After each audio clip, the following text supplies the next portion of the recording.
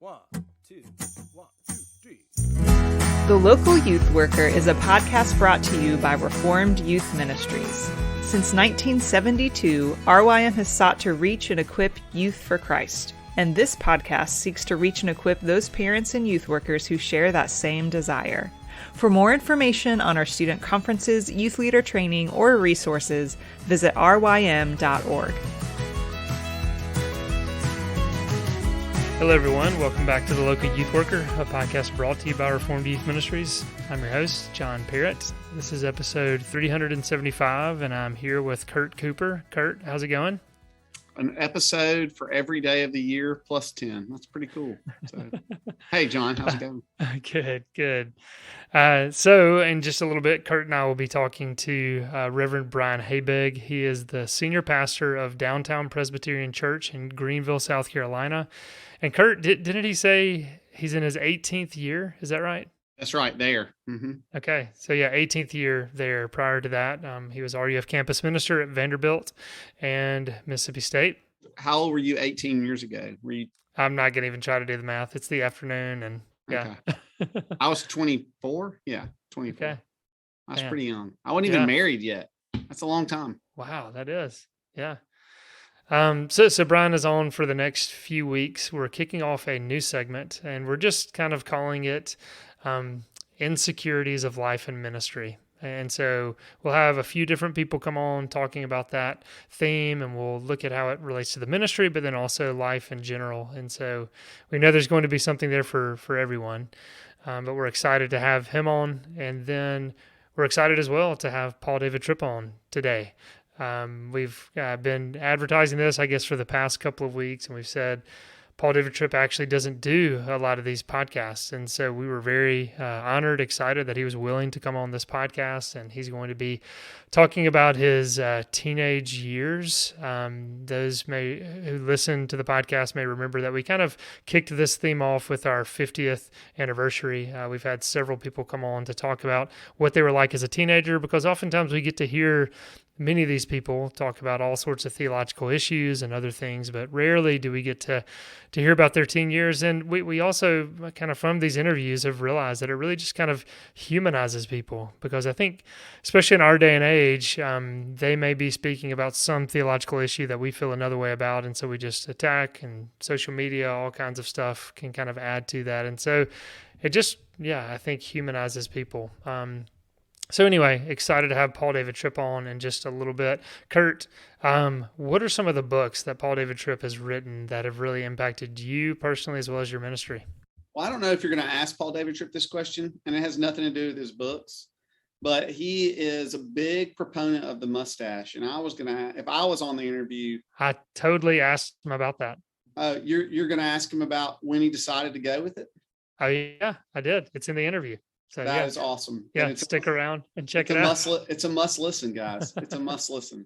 I thought, when was I going to get the opportunity to ask him? I was like, I'm just going to go for it. Yeah, because I mean, he couldn't have had it in high school. Like, maybe he was one of those guys who had, everyone knows one of those guys in high school that, like, has after 5 shadow at 3:00.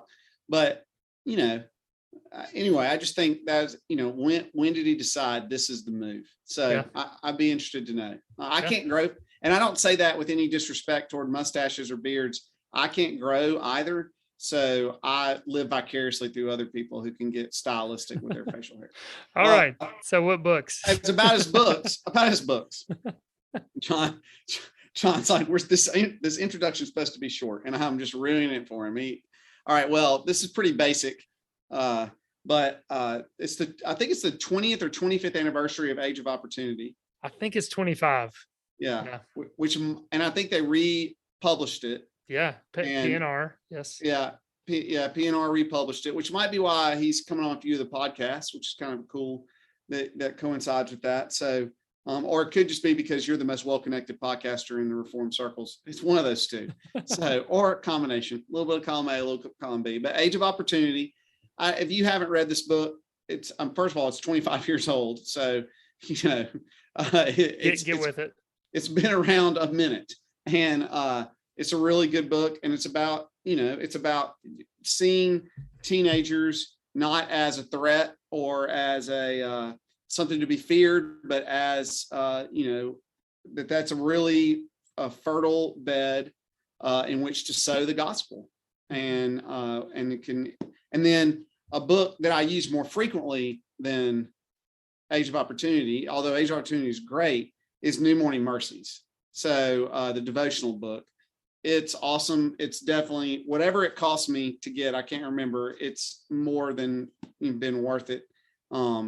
If you're have to teach a lot of Bible studies, which I do, and you look up and you're not really prepared for one of them, you can always pull out New Morning Mercies and just say, hey, this is from New Morning Mercies. It's good. If you're just using it for that, it'd be great, but it's an excellent devotional. It's got I was just looking, this is the date that we're recording this. I don't know if John wants that on here or not, but I was looking. I don't, so don't say the date, Kurt. Okay, well, back, an undisclosed amount of time ago, I was looking at the New Morning Mercy for August 23rd.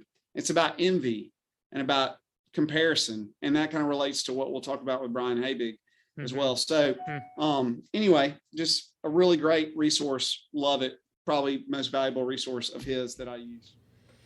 Yeah. And so, as Paul Tripp comes on the episode, we don't do a bio for him as he's on there. We're kind of doing that right now because I kind of thought, as you do any kind of bio for Paul David Tripp, it's like he has written, I don't know off the top of my head, 75, 100 books. He's written so many books. And so I thought this was kind of a way to honor just the ministry and the impact that he has made. I mean, as I started to, sit down with him and I started to think about, getting the opportunity of talking to him, I was thinking, man, he has written so much that has just shaped the way I do ministry. I think early on, Instruments in the Redeemer's Hands. I mean, that is a book that is a must-own for everyone in ministry, but even just in everyday life, just counseling each other, offering good counsel to each other. I mean, that is a just foundational book, as well as Relationships, A Mess Worth Making. I mean, that is a book that I taught through repeatedly to my students. It was foundational for me. I mean, it was the first time I heard the concept of the fact that we are designed and created for relationships because we're created in the image of a triune God. And I just remember hearing that early on, and that was just foundational for me. Why People Change is another book that he wrote. But Paul Tripp Ministries, you can go check it out and hear more. I mean, he has spoken all over the world. He's written, and we're just honored to have him on the podcast today. So Kurt, thanks for doing this intro. And right now, here is our time with Brian Habig. He will be talking about a breakout session that he taught at Together for the Gospel back in 2010. We'll reference that, but I just want to say that to point people to t4g.org. If you go back in their archives, you can listen to that entire breakout talk that he gave. It's an excellent talk, and we're excited to get to talk to him about that today.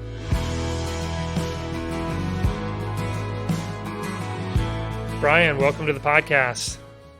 Thanks, guys. Good to be with you. Yeah, it's good to see you. Kurt is here as well. Kurt, how's it going? It's going good. We just did an introduction, so I don't know why you're introducing me again, but yeah. Yeah, we record these out of sequence, so it's hard to keep up with all that. And the magic is being ruined right now, John. I love giving people a peek behind the curtain. And as we're doing this, I'm trying to remember, Brian, I think this is your first time on the Local Youth Worker because you came on, I think, Parenting Today with Kurt and myself, and I don't think you came on this one. Do you happen to know? Is this your first time on the Local Youth Worker? That sounds right. Didn't we have a conversation about language and cussing? And you were in a cellar. I remember that. I was in a cellar. Yeah, it was like a bunker. Or the sound, it was like bricks. It looked like you were underground. That's all I remember. Oh, that was our old sanctuary. Church, old downtown building. I mean, oldish, but it had exposed brick. But it might have looked like I was hiding out in a European, cellar somewhere. I didn't know if you were a prepper or not, so I wouldn't put it past you. I'm not really free to talk about that, Kurt.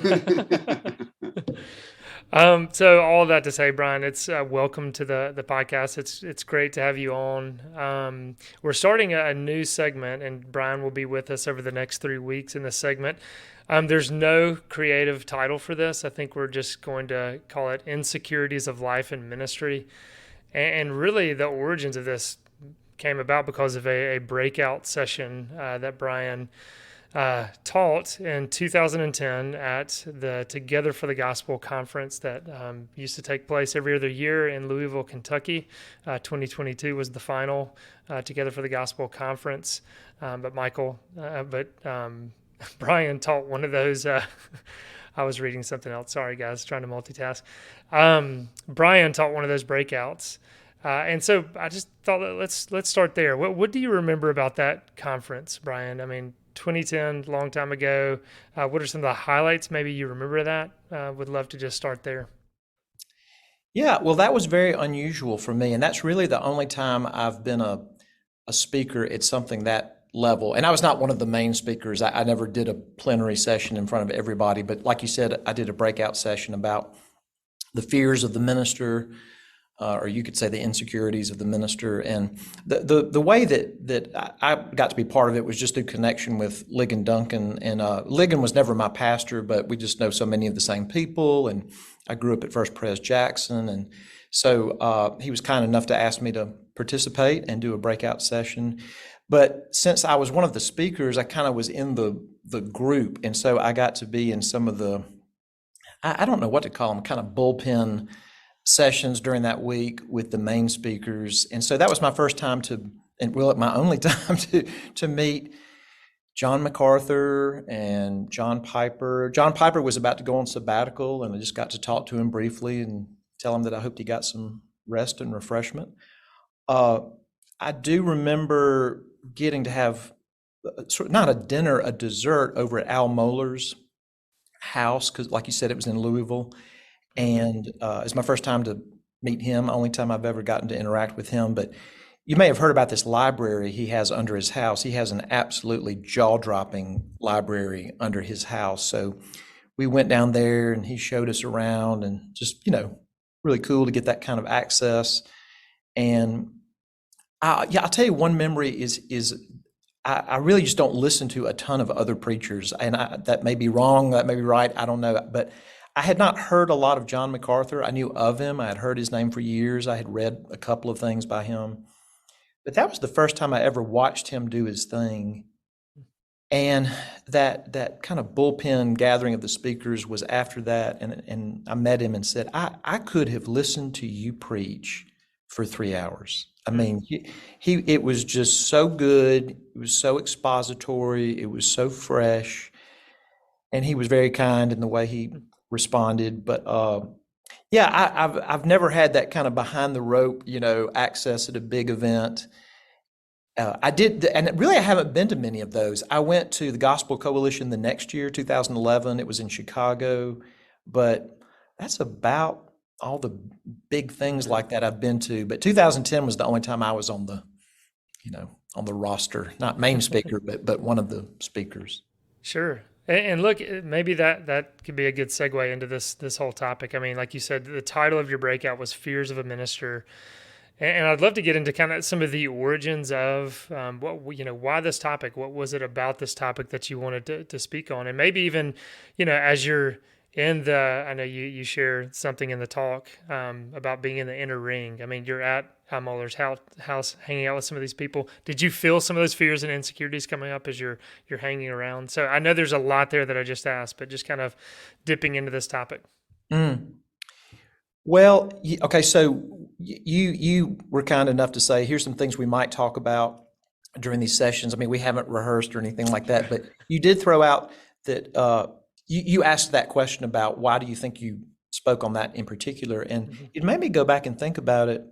And so that was spring of 2010, and at that point I was still a solo pastor in Greenville. We didn't hire our first assistant pastor, Jake Patton. He's now planting a church in Salina, Texas, but he was on staff with us for 7 years, and he started in 2011. So at this point, I'm the solo pastor, and my father is dying of cancer, and he's here in town with us. And so essentially, my wife Dana and I were his caregivers, and that was such a brutal combo, solo pastoring and caregiving for a dying parent. And so I think that may shed some light on why that topic came up, of just feeling so tired and so weak, and just your insides howling about, I don't know, about being compared or what you're not doing well. As I was helping care for Dad, and that took up a lot of margins, I always felt like there was some plate crashing, that I didn't keep that one spinning, or this one spinning. So I suspect that was, let me put it this way: I could talk about my insecurities or my fears about ministry at any point, but I think that's why that might have bubbled up at that season in my life. Can I ask a follow-up, if you don't mind, John?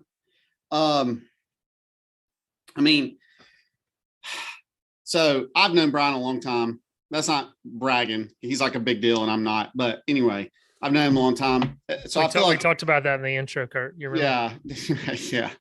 But one thing I really I've always appreciate about you is just your kind of honesty in the pulpit about how you're dealing with your own fears or your own insecurities. But I was just curious, like, when you're in that situation and you're trying to keep these plates spinning, all these plates spinning, and you're also dealing with this huge family event, with the passing of your dad, and and all that goes into that. Is one of the fears that you feel like, hey, I need to be able to handle this to prove my worth, or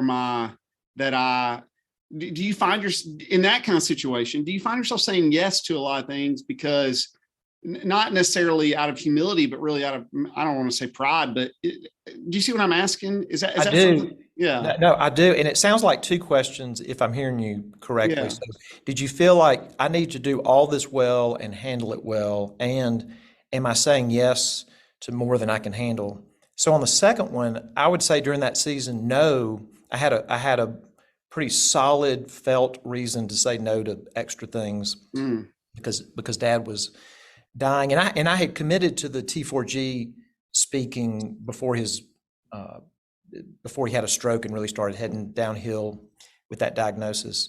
So I think it predated that. I didn't take it in the midst of that. But the first question, did I feel like I need to be doing well at all of this? Absolutely. Absolutely. Like, I need to care for my dad. Great. And I need to suffer well in front of my church family. I don't mean in a show-off way, but just like, hey, okay, lead by example. And we talk about fellowshipping in Christ's sufferings and walking alongside people. Well, okay, model the thing that you teach, and this is going to be exhibit A, maybe in your life to convey that. But also, I just, honestly, I show up as a perfectionist. And when I first started working as a campus minister, 1995, back in olden times as a campus minister with RUF, we did in staff training that summer the DISC profile. Now, the Enneagram gets all the attention now, but that was the personality test they had us take, and I don't know if it's changed over the years, but at that time you would answer questions and it would generate these three different numbers, and you would look up what profile that fit, and they answered questions like, what do you think you ought to be? What do you think other people think you ought to be? I can't remember the three, but there were three, responses. And basically everybody in the room, it would be three different answers to the three questions. Mine was perfectionist, perfectionist, perfectionist. And then, I'm not an Enneagram ninja. I just sort of know a little bit about it, but from what I know, I'm a pretty solid 1. And so the nice name on that is reformer, but it's really, you're talking about a perfectionist. So I brought all that to, what kind of pastor should I be as a solo pastor? What kind of caregiver to my dad should I be? So yeah, kind of a target-rich environment for all sorts of weird things to bubble up. Can I ask, sorry, John, can I ask one more question? So as you were talking about that, it made me, so I like to give people a hard time when they're a big deal. So I'm going to give you a hard time about being a big deal. But a lot of people just for the listening audience, I've never conceded that I'm a big deal. I know you're. I'm going to yield to the but I got your back, Brian. Yeah. I knew that you wouldn't, but okay. Anyway, I don't know if anyway. We're not going to get into that. But all I have to say is what I find very interesting, and I don't even know if there's a question in here, but I just like to hear the difference. Is that there have been times probably where you've been in a situation where you are one of the main names, all right? Maybe you're the main speaker at RYM, right? Or maybe you're the main speaker at RUF Summer Conference. And then in this situation, you're just kind of you're not the John MacArthur or the person running the thing. And I just wondered if you could, juxtapose how you deal with your fears in each of those situations, if there is a difference. And I didn't prep you for this question, because I'm not prepared like John. But so if you're like, that's a ridiculous question, Kurt, we'll just edit it out and no one will know I even asked it. But I just wonder, like, when you talk about your fears and especially about comparison, right? Because that's one thing that you mentioned in the talk is about comparing yourself to all these different people at RUF training. Like, how does it change the way you compare yourself to people and what that does in you when you're one of the, in the big chair or when you're in one of the smaller chairs, if that makes sense? Well, in that situation, it was almost easier to know your kind of quote, know your place, because I'm walking through this massive convention center in Louisville and virtually no one knows who I am. So it's not even like being at RYM or an RUF thing where I would even now know less and less people, but I could, say, oh, there's Kurt, there's John, familiar faces. Also, I was doing a breakout session. I was doing one thing in front of the people that signed up for it. It was a good crowd. I think maybe, 400 people in a room. So that's a real privilege to teach that many people, mostly ministers. But I wasn't speaking in the arena to the whole thing. So it wasn't even really a comparison with me and John MacArthur or me and Al Mohler or Ligon Duncan or John Piper. But it's still in there, because man, 2010, that's not a super long time ago, but John Piper's not in,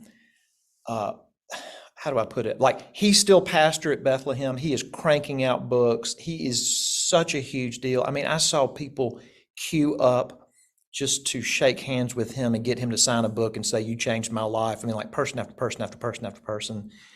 And yeah, you look over and think, man, okay, then there's me. We just show up with that as sinful people. And but it wasn't if they had just for some strange reason said, and you also will speak to the whole arena, that would have been more jarring. Mm-hmm. So is that answering what you're asking? Yeah, I was just wondering, when you're sitting in Al Mohler's library, if in the back of your mind you're like, this is, if you're just like starstruck, or if you're like, what am I not doing to be able to be, whatever it is that these people have been? Because I think there's time, you know what I mean? I think I have an overactive imagination, but I think your mind runs through all those situations, right? Like, right. This is crazy. Does this guy does this guy have nuclear codes down here? Like, like those are the.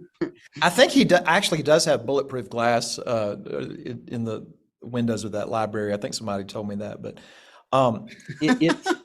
it's no, he was welcoming. I don't know him well. I haven't interacted. I think maybe I once sent him something about a mutual friend, but no, he was welcoming. But it was weird. It's just weird to stand across from somebody when you've seen their photo and seen video of them and heard their voice. And but they were kind to me, would be my recollection. Well, and yeah, speaking about Mohler's library, I mean, I know people burned things in his front yard when he took over, and he's gotten a lot of death threats in the year. So maybe that's why he's got bulletproof glass. He's been through a lot just to become the president there. Hey, look, I know we're about to wrap this segment up, but we're going to talk about this more next week. How about real quick, some bullet point insecurities and fears that Kurt and Brian, both you think are common for ministers? As we said, this is going to definitely get into broader culture and just those who are listening who aren't, in full-time ministry, but just some of those that you think are common fears that everyone's going to be struggling with. Brian or Kurt, who wants to jump in? Kurt's pointing to Brian. Take it, Kurt. That everyone will figure out that you're a sinner. That's your number one fear, that people figure out that you're a sinner. Because when this leaks into the church. I was talking about this with my small group last night because we were talking about what it means to be a hypocrite and what's like a baseline hypocrite with their definition of a hypocrite. And then what's like really hypocritical, right? Like if everyone's hypocritical, what like really stands out? And we started talking about how the world views the church and how if a Christian is caught in some kind of sin, then that means Christianity is not true. Even, like, oh, see, it's all a lie. It's all a big joke. Even though the message of Christianity is, I'm really messed up, and it took Jesus dying for me to be a Christian. And that includes me, the one. I feel like one of the fears is, that leaks, that worldly mindset, that like that perfectionism, if I could use that, leaks into the church. And so, that you're found out that you're a sinner or that you don't have it all together. I'd say, because I've definitely feel the pressure with my high school students that, I try to probably go overboard the other way, talking about my sin too much because I don't want them to think, oh, well, Kurt's, arrived or whatever. But I'd say that's a big fear. Okay. And so maybe, one of the ways to deal with that as a result of your insecurity is to talk more about your sin, maybe in some ways. Carefully with high school students, but yeah. Sure. Brian, any thoughts on just some of the common fears, insecurities of a minister? Well, we've already broached comparison, but certainly comparison, and different people will have different points of comparison, but maybe someone in your church talks about, I just listened to the most incredible talk by so-and-so, and you feel like, man, they like that more than they like me, or imposter syndrome is a big one. Just, I think especially as you wade into hard things, just hard marriage conflict and addictions or just really deep, dark things, family secrets. And you feel like, man, a grown-up needs to handle this. And you're the grown-up on site and you feel, just almost feel imposter syndrome. Yeah. Yeah. Well, I know we're going to dig into these more in the next couple of weeks, but Brian, appreciate your time today and looking forward to talking more. Well, thanks, guys. It's good to see you. Dr. Tripp, welcome to the podcast. Thank you. It's great to be with you. Good to see you. Before we really jump into today's interview, why don't you tell our listeners a little bit about your family? So I'm a father of 4 children, 3 boys and a girl who are now grown adults. And I live with my wife here in Philadelphia. We have a loft at the edge of Chinatown. And I'm an artist by second profession, and she is an art consultant. So our loft here is a gallery. I'm surrounded by beautiful art all the time. And we live in the city. We walk everywhere. So that's sort of the life we live. I live sort of the life of a writer now. So every day I'm up working on a writing project. But a lot to be thankful for.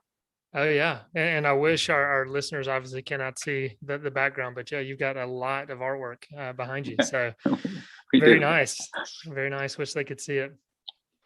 Dr. Tripp, you're someone who's well known through your writing and conference speaking, but I doubt too many people know Paul David Tripp, the teenager. So tell us a little bit about your teen years. How would those around you, your family, your friends, describe what kind of a teenager you were?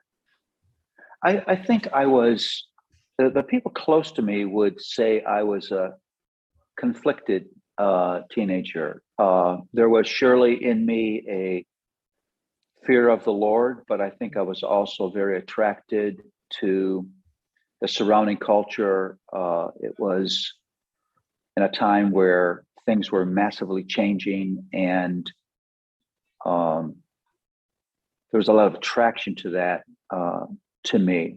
I think there's some people would say, yeah, this is a guy who takes the faith that he was raised in seriously, but there was surely a draw toward other things. Yeah, that's something I definitely want to dip back into. Were both of your parents believers as well? Yeah, my mom surely was. I don't really know about my dad. My dad did live a double life, but he would get us up every morning and read the Bible to us, and never made any comments, just read to us, and we prayed together, and we were off to our day. But I'm very thankful for that legacy. Hmm. And so is this most mornings before school, getting up early and just working through the Psalms, through a particular book of the Bible? It was every morning, and he would start in Genesis and read to Revelation and then start again. Wow.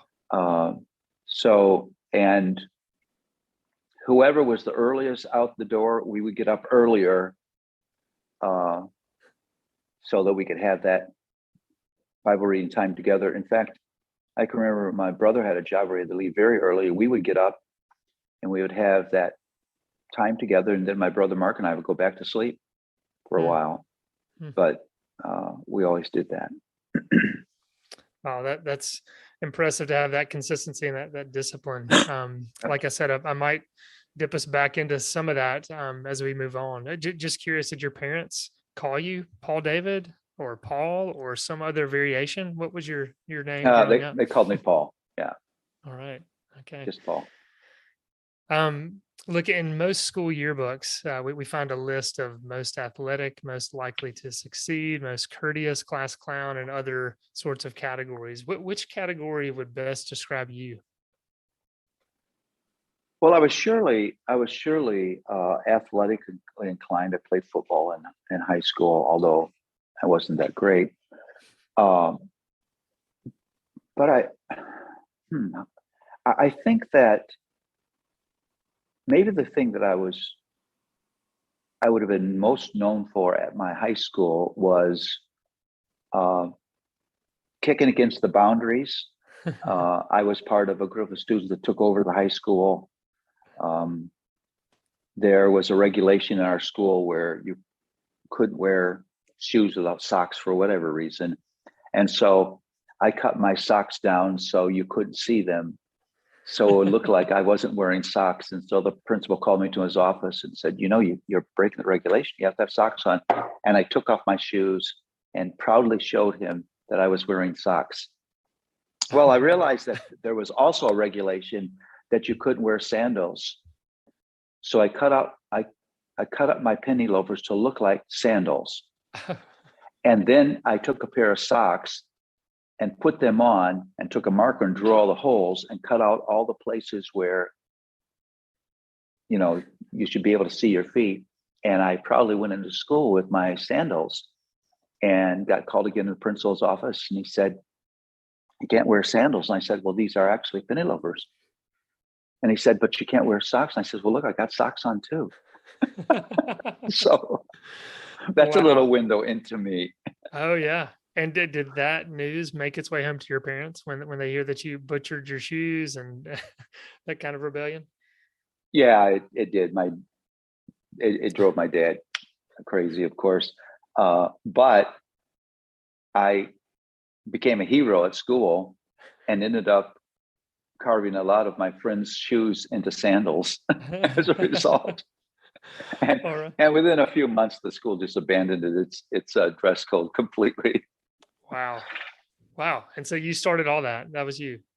Yeah, I was definitely part of it. Yeah. Okay. And you might have already answered some of this, but how would your teachers have described you? What sort of a student were you in the classroom? I think in the classroom, I was pretty compliant. I mean, did have a good sense of humor, and I don't think I was above making a side comment here and there. But I did have in the classroom respect for authority and an idea of what we were there to do. So I probably would have been known by my teachers as a fairly quiet student. Right. So any pranks in the classroom based on the sandal comment? I Oh yeah, thought you might have I mean, something. there are those. We had a substitute in Spanish class, and we were using old-fashioned tape to do Spanish exercises, and the tape broke, and she sent a couple of us down to the audiovisual room to get it repaired. And on way back, we hatched this plot, and so I went into the Spanish class screaming that my friend had been caught in the splicing machine, and I didn't know what to do. So. That's great. Well, a milestone for a teenager is getting their own driver's license. Even honest, at the time of this recording, my oldest daughter is in the process of taking her driver's tests. What do you remember about getting your license and the entire just driving process? What are some of those memories? Well, I had sustained a very serious knee injury playing football, and so I had a stiff leg. I was in the midst of physical therapy when I went for my driver's license, and the tester said, "Just what we need is another cripple driving," and immediately failed me. No way. Yeah. So that was a discouraging beginnings. Yeah. The next time I took the test, because that had happened, I was so nervous that I made all kinds of mistakes. So it was really my third time that I sustained the driver's license test and actually got my license. Wow. Which was really helpful, because my parents were really intent when we were old enough for all of us to get jobs, and so the ability to drive made the combination of work and school a lot easier. I bet. Well, what about your first car? Do you have any memories of your very first car? Yeah, it was my mom said that she needed a car, but it was really a car for me. And then as my younger brother got old enough to drive, we knew that right away. And it was just a little compact car, fairly decent car, a little Ford, but it did the job and got us around. It was nothing to be proud for. No one would be attracted to our car. We wouldn't be, showing off down the street, not in this thing, but it was transportation. That's right. Got you from point A to point B. Yeah.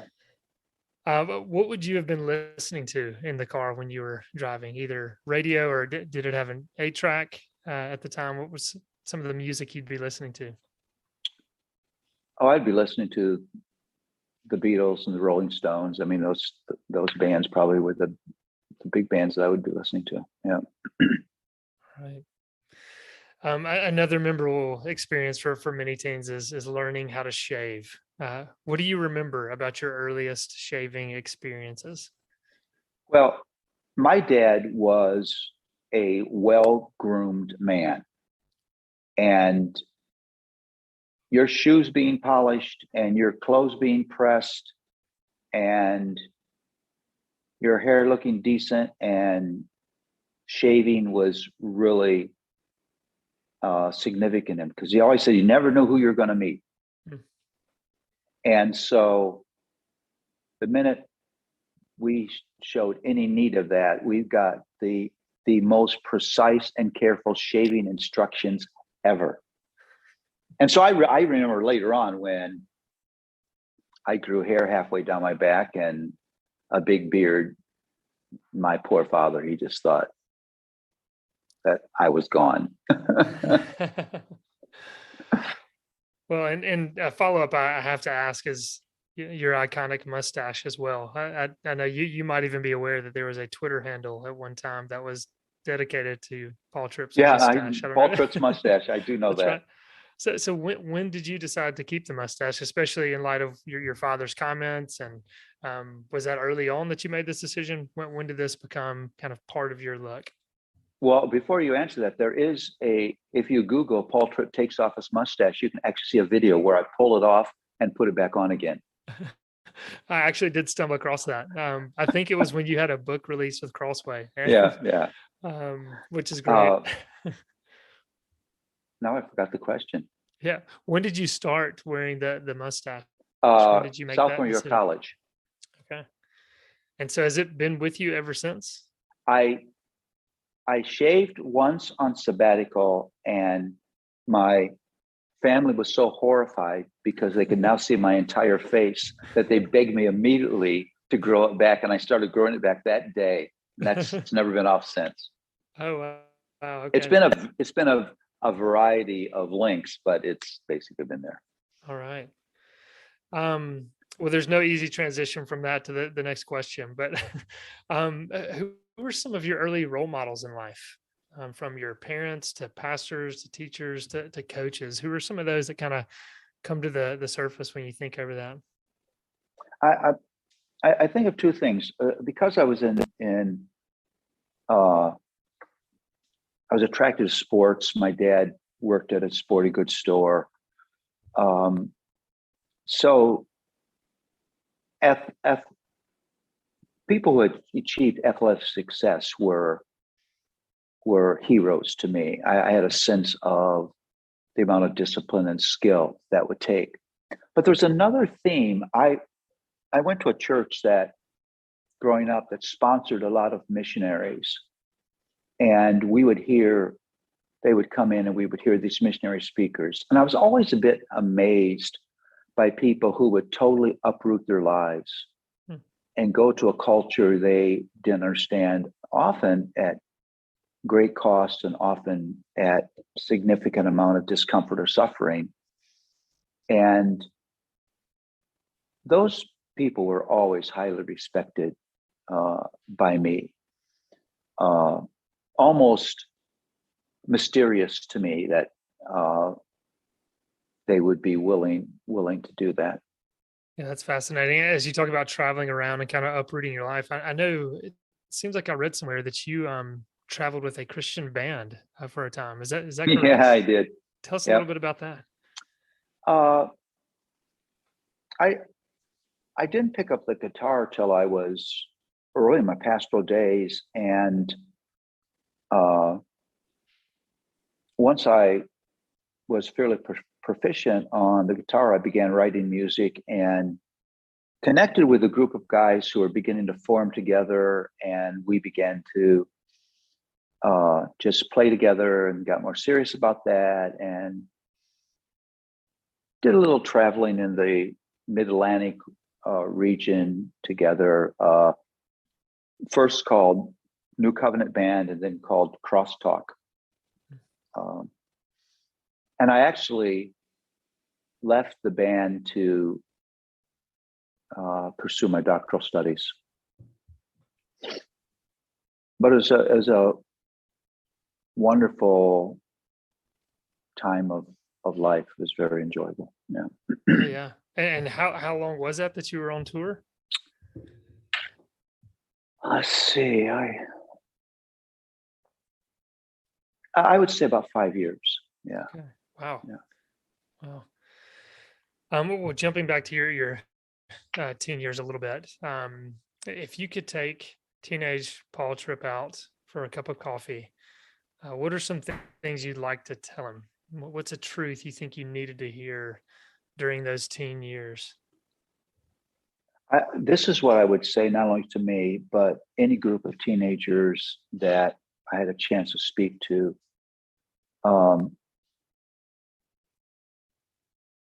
Don't sell your soul for the acceptance and respect of people who will be out of your life in 3 or 4 years, probably never to return. I can't tell you how many adults I've counseled who have said, I did anything to be accepted. Those people are now gone, And I'm still living with the consequences of the choices that I've made. I mean, it's like, imagine I have $1 million and I want to invest it in a bank. And the banker says to me, we would love for you to invest your money here, but we want you to know it'll all be gone in 4 years completely. Would you ever make that investment? You wouldn't.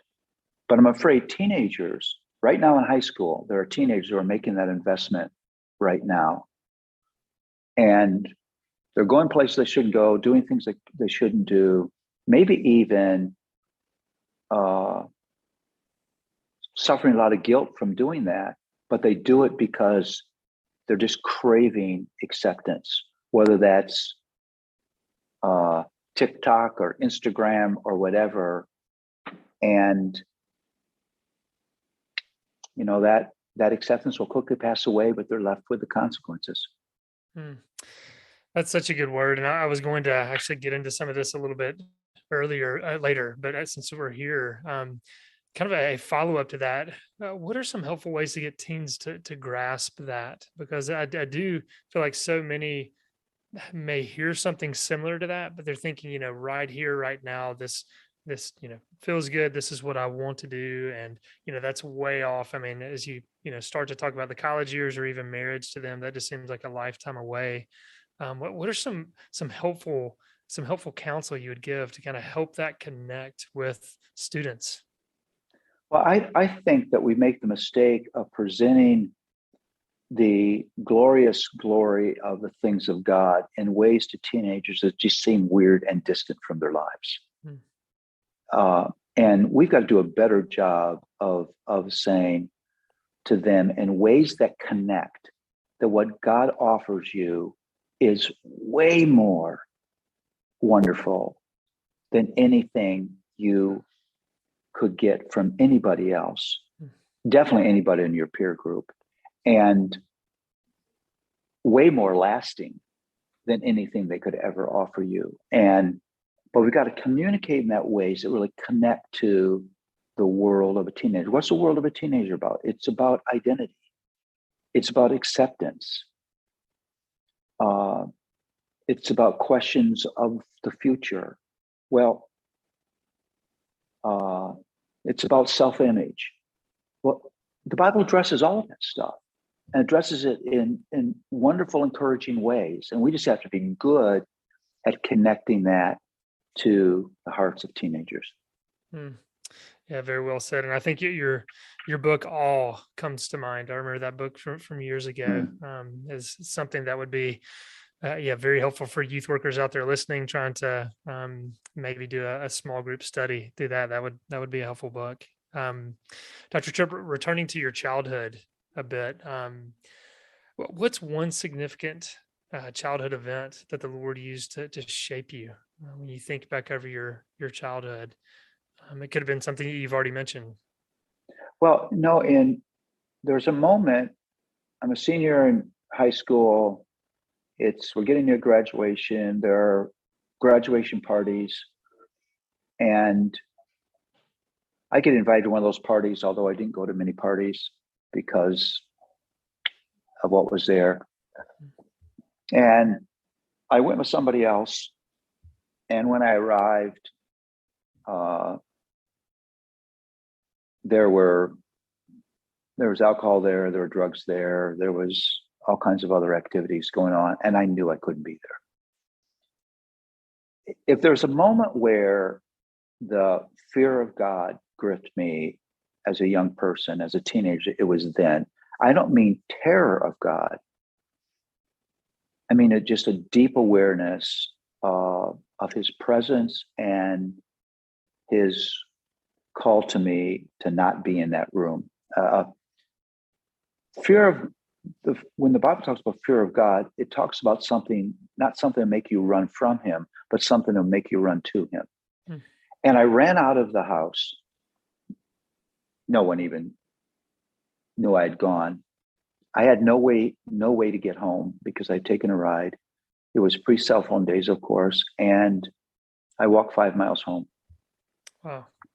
And that was one of those watershed events for me, because I think the first time I thought there's a dangerous world of temptation out there that is attractive. And if I would give myself to it, it could change the whole direction of my life. Or I say, no, I'm going to follow God. And I didn't think of it as a heroic moment or a moment of great, awesome faith. I just knew it's what I had to do. And I'm so thankful for that, because I wonder if I'd stayed there, how would my story changed? Mm-hmm. Wow. Well, and I'd love, kind of related to that, is when did you first sense a call into ministry? Was it something you knew kind of growing up, or people affirming that about you, or was this later in life? Well, I had been taken a speech class and ended up on a speech team, and had early in my life been known as a good communicator. But I think the call of ministry was progressive. I went to a Christian college. I got exposed to, I think, a good deal of theology and biblical literacy, but it just left me with 100 more questions. And I knew I wanted to study further. And so I enrolled in seminary. And so it's a period of, I would say, those 7 years of college and seminary that I began to think, God's leading me toward doing this as my work in life. But it wasn't just one particular moment. Sure. I know we'll be wrapping this up before too long, but I'd love to address parents of teenagers as well as youth workers. What's an encouragement you'd like to tell parents of teenagers? So often we can talk about surviving parenting teenagers, but would love to just give some encouragement to those parents who are listening. Well, I first want to say, what could be more valuable in all of life than to be God's tool on site for the forming of a human soul? You ought to have a deep sense of honor for what you've been called to. What you've been called to is so important and so valuable. And we don't tell parents that enough, how valuable their work is, how good it is to have dedicated parents who love their children. The other thing is, know that in the morning, you don't actually get up and load the burden of the welfare of your children on your shoulders, because your shoulders aren't big enough. It's God who carries that burden. That means you are nothing ever more than an instrument in his hands. He loves your children more than you ever will. He has the power to do in your children and through your children what you never could. He only asks you to be an available tool. And I love lifting that burden from parents. Listen, if the welfare of children were only on the shoulder of their parents, we're all cooked. But it's not. These ones have been trusted temporarily to our care, but they belong to him. And so be his ambassador in the lives of your children, and know that that's a beautiful thing to give your life to. Yeah, amen. That's a great picture. Lastly, just an encouragement to youth workers, and I'd like more specific encouragement to the life of the youth worker behind the scenes, not necessarily when they're upfront in students and teaching to students, discipling students, but kind of more addressing their private life. What's some encouragement you would give to them? Well, there's two things I would say. How amazing is it that God would call anyone to be an influence in the life of a teenager? If you've been chosen to be an influencer in the lives of teenagers, know that's a high, holy calling. But you also have to know this. Here's where your private life connects. It's impossible to give away what you yourself don't have. And so the robust of your devotional life, your commitment to a local church, your humility and transparency, you being mentored to is very important so that you are rich and full and have things of value and richness to offer the teenagers that you've been called to influence. That's a great word to end on. Dr. Tripp, I know you have many things on your plate and you're doing a whole lot. And so it means a whole lot that you would take a moment to come on the podcast. So thank you so much for your time. Well, it's my honor to be with you.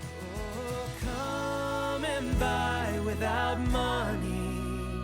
Oh, come and feast without pay.